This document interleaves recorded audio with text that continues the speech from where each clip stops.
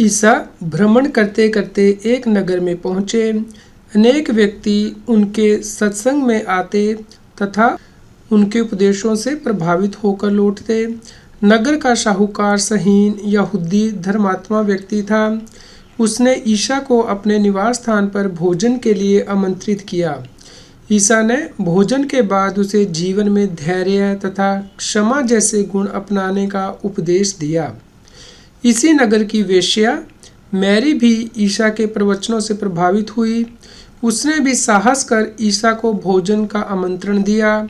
सरल हृदय ईसा आमंत्रण स्वीकार कर उसके घर भी चले गए।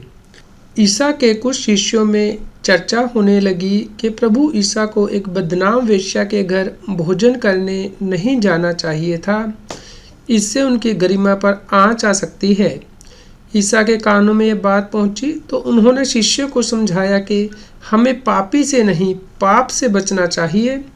सत्संग का उद्देश्य ही यही है कि आदमी बुरे कामों को छोड़ दे तथा प्रायश्चित कर अच्छा बन जाए। यदि झाड़ू गंदगी तक नहीं पहुंचेगी तो सफाई कैसे करेगी। और उसी दिन मैरी ने संयम पूर्वक रहने तथा लोगों की सेवा करने का संकल्प लिया। वह अस्पताल में जाकर बीमारों की सेवा में समय लगाने लगी। दोस्तों, इस प्रकार हमें प्रेरणा मिलती है कि हमें पापी से नहीं पाप से बचना चाहिए।